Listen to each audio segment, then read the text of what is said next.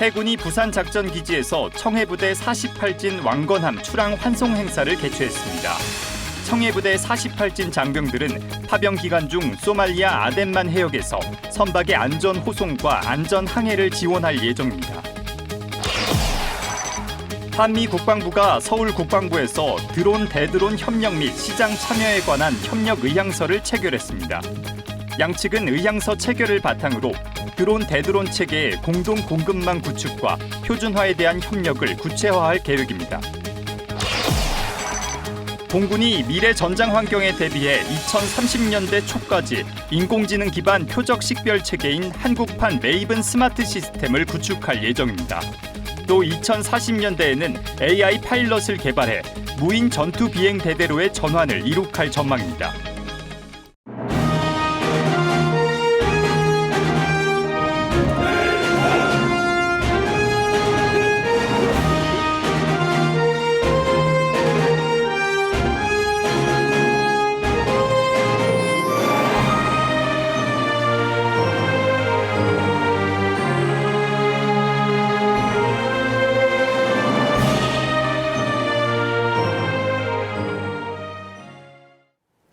시청자 여러분 그리고 국군 장병 여러분 안녕하십니까? KFN 국방뉴스 시작합니다. 소말리아 아덴만 해역에서 선박의 안전 항해를 지원할 청해부대 48진 왕건함이 출항했습니다.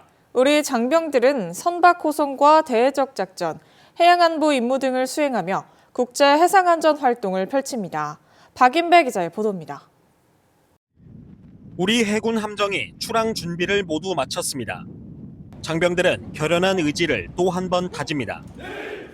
소말리아 해역 호송 전대 청해부대 48진이 15일 부산 작전 기지에서 출항했습니다. 임무를 맡은 함정은 왕건함입니다. 4,400톤급 구축함인 왕건함은 지난 2010년 청해부대 오진 파병 이후 이번이 9번째 해외 파병입니다. 청해부대 48진은 소말리아 아덴만 해역에서 선박의 안전한 호송과 항해를 지원하고 테러 대응을 위한 국제적 노력에 힘을 보탭니다. 또 유사시 우리 국민을 보호하고 연합해군사령부와 EU 소말리아 해군사령부의 해양안보 작전에 참여합니다. 청해부대 48진에선 승조원과 참모진을 비롯해 UDT-실 대원들로 구성된 검문 검색대, 해상작전 헬기 링스를 운용하는 항공대, 해병대와 의무 정비 요원들로 구성된 지원대가 임무를 수행합니다. 전체 병력의 30% 정도인 80여 명이 청해부대 유경험자로서 동료들을 도울 예정입니다. 청해부대 48진 총원은 원팀으로 하나 되어 국가와 국민이 부여하는 임무를 완수하겠습니다. 청해부대 48진은 출항에 앞서 해양수산부, 외교부와 함께 해적 대응 합동 훈련을 하며 대비 태세를 갖췄습니다. 무엇보다 대공 훈련을 강화하고 대드론 체계를 보강했습니다. 청해부대는 대한민국의 강한 해군력을 상징하고 대한민국이 글로벌 책임 강국으로서 역할을 수행하고 있음을 증명하는 살아있는 역사입니다. 청해부대는 지난 2009년 첫 파병 이후 2,400여 척의 선박을 호송했고 3만 9천여 척의 안전 항해를 지원했습니다. 또 우리 군 최초의 해외 구출 작전인 아덴만 여명 작전 등을 수행하며 대한민국 해군의 저력을 입증했습니다. 국방뉴스 박인배입니다. 이재명 대통령이 오는 19일 고향인 경북 안동에서 다카이치 사나이 일본 총리와 정상회담을 갖습니다. 다카이치 총리는 19일부터 이틀 동안 안동을 방문하며 양 정상은 소인수 확대 정상회담과 공동 언론 발표, 친교 일정 등을 함께할 예정입니다. 강유정 청와대 수석대변인은 이번 회담에서 한일 관계의 발전과 민생 분야에서 실질적인 협력을 강화할 예정이라며 중동 정세를 포함한 글로벌 현안에 대해서도 논의한다고 밝혔습니다. 한미 국방부가 서울 국방부에서 드론 대드론 협력과 시장 참여에 관한 협력 의향서를 체결했습니다. 양측은 이번 의향서 체결을 기반으로 드론 대드론 체계의 공동 공급망 구축과 표준화에 대한 협력을 구체화하기로 했습니다. 특히 미국 전쟁부가 연내 구축을 목표로 하고 있는 드론 대드론 온라인 거래 플랫폼에 한국산 제품을 등록하는 방안을 중점 추진합니다. 나아가 한미 공통 드론 대드론 체계 표준화를 통해 상호 운용 가능한 드론 체계의 신속한 전력화를 이뤄낼 예정입니다. 공군이 미래의 전장 환경에 대비해 한국판 메이븐 스마트 시스템을 구축하고 AI 파일럿을 개발한다고 밝혔습니다. 앵커 리포트입니다. 손성락 공군참모총장은 지난 13일 공군 15 특수임무비행단에서 열린 기자 간담회에서 공군의 현재 준비 상황과 향후 AI와의 협업 구상 방안을 발표했습니다. 손 총장은 먼저 40년 넘게 운용해온 K5 전투기 퇴역을 1년 당겨 내년 안에 완료하고 그 임무를 오는 9월 도입되는 KF-21로 대체한다고 밝혔습니다. 손 총장은 현재 AI와의 협업 체계 강화에도 속도를 내고 있다고 전했습니다. 전군 최초로 AI 기반 업무 보고 관리 체계를 구축했고 올해 말 AI 기반 한국형 정보 수집 관리 체계를 전력화한다고도 밝혔습니다. 2030년대 초에는 MSS와 유사한 체계인 AI 기반 긴급 표적 처리 체계를 갖추겠다고 말했습니다. 메이븐 스마트 시스템 MSS는 미국의 데이터 분석 소프트웨어 기업 팔란티어 테크놀로지가 개발한 체계로 중동 전쟁에서 핵심적 역할을 한 미국 전쟁부의 인공지능 기반 표적 식별 체계입니다. 공군은 이를 한국판 MSS로 구축하겠다는 겁니다. 또 2040년대에는 AI 파일럿을 개발하고 더 나아가 무인전투 비행대대로의 전환을 준비하겠다고 밝혔습니다. 손 총장은 AI와 사람이 함께 더 빨리, 정확하게 판단하고 싸우기 위해 계속 진화하게 될 것이라고 강조했습니다. 국방뉴스 김은진입니다. 6.25 전쟁 당시 가평 전투에 참전해 마지막 호주군 실종자로 남은 머피 상병을 찾기 위한 노력이 이어지고 있습니다. 한 호주 공동 유해 발굴에선 양국의 유해 발굴 기법이 함께 활용되며 실전성을 높였습니다. 차성효 기자가 현장에 다녀왔습니다. 길게 늘어선 한국군 장병들이 한 삽 한 삽 신중하게 발굴을 이어갑니다. 발굴구역 한편에선 호주군이 채를 활용해 흙을 걸러내는 스크리닝 작업을 진행하며 전후의 흔적을 찾습니다. 지난 13일 경기도 가평군 목동리 일대에서 한 호주 공동 유해 발굴이 진행됐습니다. 발굴 현장에는 육군 66사단 황소여단과 국방부 유해 발굴 감식단, 호주 육군 미수습 전쟁 사상자 지원국인 UWCA가 투입됐습니다. 영연방 가평전투 참전 75주년을 맞아 실시된 이번 작전은 가평전투의 유일한 호주군 실종자인 윌리엄 K. 머피 상병을 찾는 데 중점을 두고 진행됐습니다. 이를 위해 그의 후배 전우인 호주 왕립연대 3대대 장병들도 발굴에 참여해 의미를 더했습니다. 현장에 투입된 호주군은 법 인류학자와 함께 유해와 유품으로 추정되는 것들을 정밀히 검사하며 선배 전우를 찾는 데 열을 올렸습니다. Australia has been impressed by the Rock Army and Macquarie and the professionalism and dedication they have provided in allowing Australia to search for their missing soldier, Corporal Murphy, who was lost on this position. The families in Australia wish to express their deepest respect for the efforts Macquarie and the Rock Army have contributed to the location of Corporal Murphy, and it just represents the significant partnership Australia has with South Korea. 이번 공동 발굴에선 한국군과 호주군의 발굴 기법이 함께 활용된 것이 특징입니다. 한국군은 1호 횡대로선 기초 발굴 부대가 삽을 이용해 굴토를 실시하면 구교단 소속 전문 발굴병이 토충 분석과 유품, 유해를 정밀 확인하는 전면 굴토 방식을 활용했습니다. 호주군은 구역마다 격자를 형성해 발굴, 흙 운반, 스크리닝 순으로 작업을 진행하고 유해가 발굴된 지역은 정밀 발굴로 전환하는 문화재 발굴 방식을 활용했습니다. 해당 방식으로 현재까지 발굴된 유품은 30여 점. 영연방 국가에서 사용한 것으로 추정되는 탄피와 함께 구이식 일제 중기관총 부품도 발견되면서 해당 지역이 확실한 전투 현장이었음이 증명됐습니다. 이번 연합 유해 발굴을 통해 연합군 간의 전우회를 다시 한번 느낄 수 있었습니다. 호국 영웅들의 희생을 끝까지 기억하며 책임감과 사명감을 가지고 마지막 순간까지 임무 완수에 최선을 다하겠습니다. 한 줌의 흔적도 놓치지 않으려는 발굴 현장. 전우를 가족의 품으로 돌려보내기 위한 양국의 노력은 세대를 넘어 오늘도 계속되고 있습니다. 한국과 호주의 협력의 상징인 공동 유해 발굴은 오는 22일까지 이어질 예정입니다. 국방뉴스 차성입니다.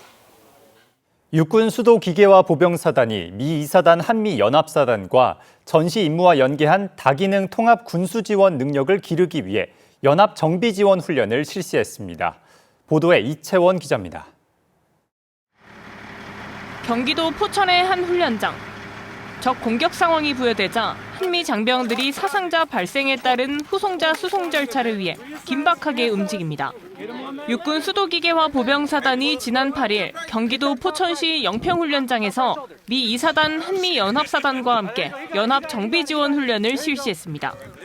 이번 훈련은 전시 상황을 가정한 가운데 장비 군안 및 정비 절차를 중심으로 한미 양국의 장비에 대한 상호 호환성과 군안 능력을 집중 점검하며 실전적 연합작전 기반을 다졌습니다. 훈련엔 수기사 천둥대대와 미 2사단 한미연합사단 예하 스트라이커 여단 2지원대대 장병 110여 명이 참가했습니다. 이와 함께 K1 군안전차와 군안차, 미 2사단 한미연합사단의 스트라이커 장갑차, 경량 전술 차량 등 궤도 및 일반 차량 40여 대가 훈련에 투입됐습니다. 참가 장병들은 장비 고장 및 제한 상황을 가정해 한미 장비 간 상호 군안 절차를 집중적으로 숙달했습니다. 미 스트라이커 장갑차가 기동이 제한된 상황 속 K1 군안전차가 투입되자 한미 장병들은 견인고리를 정확하게 연결하는 데 성공하면서 궤도 장비 견인 절차를 익혔습니다. 이와 함께 수리 부속과 장비를 공유해 점검하면서 갑작스러운 상황에 대비한 군수 지원 능력도 함께 배양했습니다. 이어 진행된 연합 전투부상자 처치 훈련에선 초동 조치부터 후송까지 단계적으로 시행하면서 각종 응급처치 장비 설명과 실습까지 전장에서 신속하게 전우를 살릴 수 있는 과정을 숙달했습니다. 이번 훈련을 통해 어떠한 상황 속에서도 임무를 완수할 수 있는 대비태세를 갖추겠습니다. 장병들은 훈련을 통해 소부대 단위 주특기 능력을 향상시키고 양국의 정비 기술과 실전적 운용 경험을 공유하면서 연합 정비와 군안 역량을 한층 끌어올렸습니다. 부대는 이번 훈련간 도출된 보안 사항과 전력 발전 소요를 구체화해 연합 군수 지원 능력 향상에 매진할 예정입니다. 국방뉴스 이채원입니다.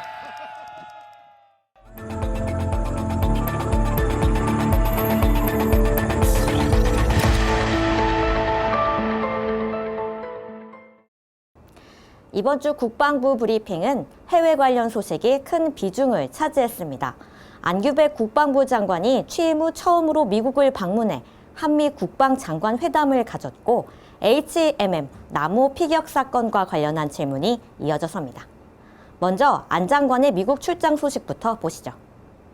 안규백 국방부 장관은 미국 현지 시간으로 11일 피트 헤그세스 미 전쟁부 장관을 만나 한반도 안보 정세를 점검하고 연합 방위태세 강화를 위한 현실적이고 실용적인 접근의 중요성을 재확인했습니다. 특히 이번 회담은 전작권 전환과 핵추진 잠수함 도입 등 핵심 현안이 논의 테이블에 올랐는데요. 한미 국방장관 회담에서 국방부가 애초에 이제 한미 정상 간 합의사항을 이행을 점검하고 전작권 전환이랑 핵추진 잠수함을 협의할 거라고 밝혔는데요. 보도자료에는 이제 핵잠 언급이 명시적으로는 빠진 것 같아서 어떤 논의가 있었는지 좀 설명 부탁드립니다. 핵추진 잠수함의 군사적 필요성에 대한 논의가 이루어졌습니다. 그리고 핵추진 잠수함 도입은 양 정상 간에 합의된 사안인 만큼 조속히 가시적 성과를 내는 것이 중요하다는 점을 강조했다는 말씀을 드리겠습니다. 안 장관이 출국 직전 기자들과 만나 전작권 전환에 대해 강한 자신감을 드러냈던 만큼 이와 관련한 심도 있는 논의도 이어졌습니다.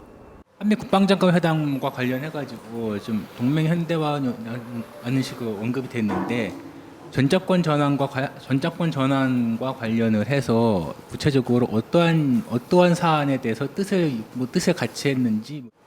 이번 장관회담에서 다양한 동맹 현안이 긴밀하게 협의가 되었고요. 전작권 전환과 핵추진 잠수함에 대해서도 말씀드린 대로 논의가 되었습니다.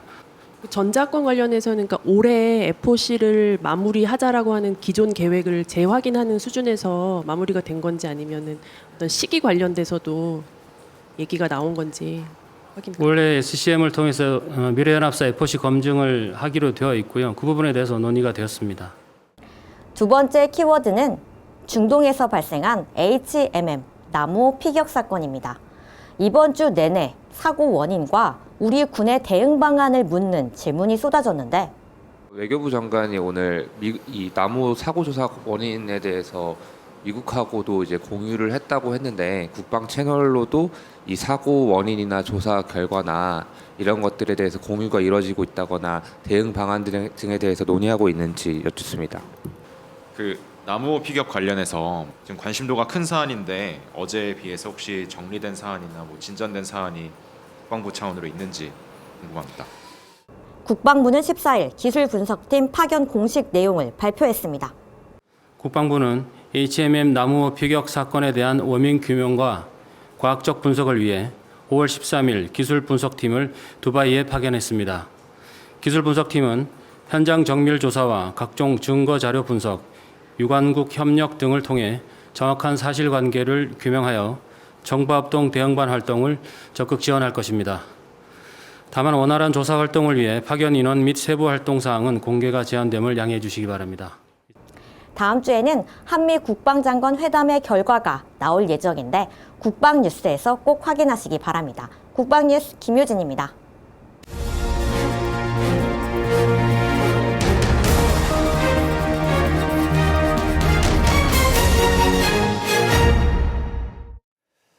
한 주간의 국제 이슈를 정리하는 위클리 외신입니다. 도널드 트럼프 미국 대통령과 시진핑 중국 국가주석이 베이징에서 미중 정상회담을 가졌습니다. 러시아는 블라디미르 푸틴 대통령이 곧 중국을 방문할 예정이라고 밝혔고 우크라이나와의 3일 휴전이 끝나자마자 대규모 공세를 벌였습니다. 자세한 소식 이민형 기자입니다.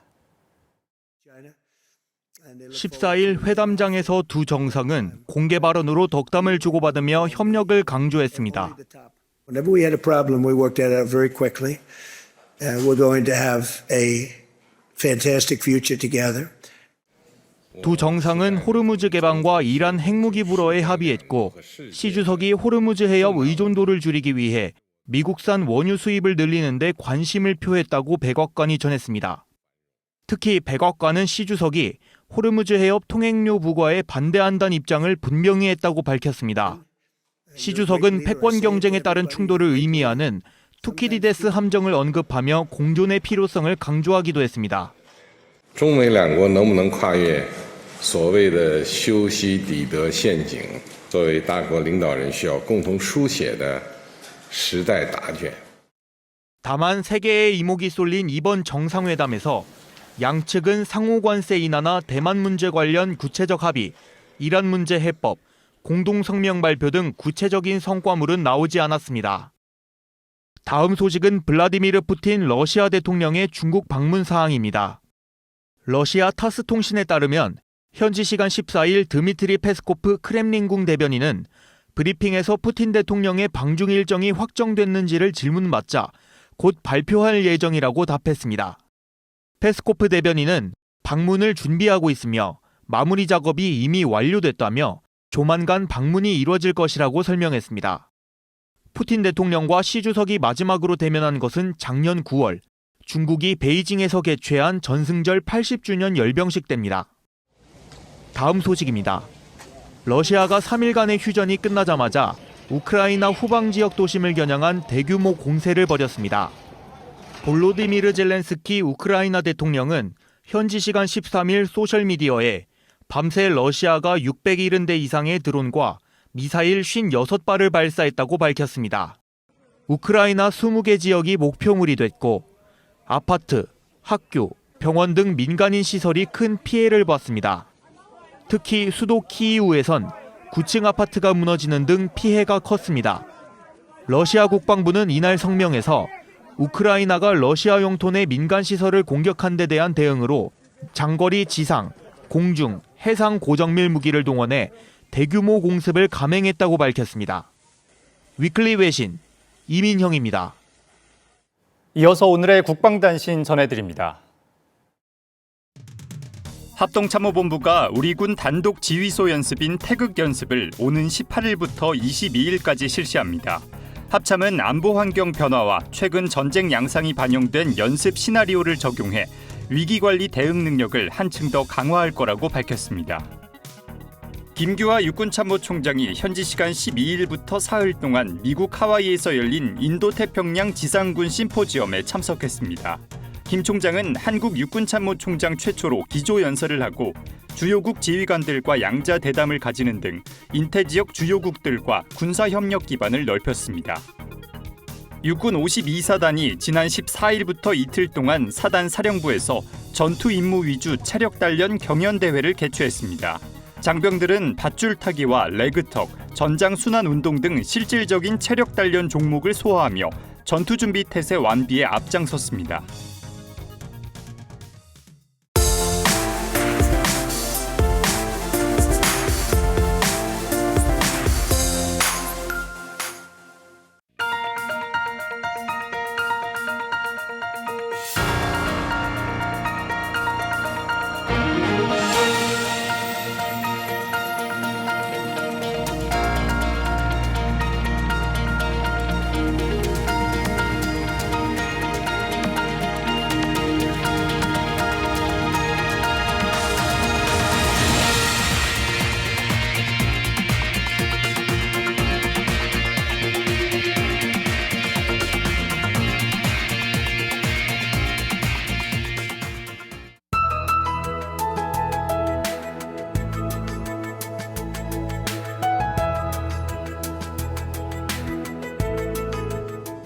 기상정보입니다. 오늘은 서울의 낮 기온이 32도까지 오르면서 어제보다 더 덥겠습니다. 자세한 날씨 알아보겠습니다. 내일 예보입니다. 내일도 계속되는 고기압의 영향으로 전국 대부분 지역이 맑겠습니다. 내일 아침 최저기온은 서울 18도, 계룡은 12도로 예상되며 한낮 최고기온은 서울 32도, 광주는 33도가 예상됩니다. 주간 기상 전망입니다. 대기 상층으로 자리 잡은 고기압의 영향으로 때이른 더위는 주말과 휴일을 지나 다음 주 초반까지 계속되겠고 수요일에는 전국에 비가 내리며 누그러들 전망입니다. 맑은 하늘 아래 볕이 내리쬐며 전국의 자외선 지수와 오존 농도도 매우 높겠습니다. 야외 활동하실 경우 자외선 차단을 물론 호흡기 관리에도 신경 쓰셔야겠습니다. 이상 공군 기상단 제공 기상정보였습니다. 이것으로 KFN 국방뉴스를 마칩니다. 시청해주신 여러분 고맙습니다.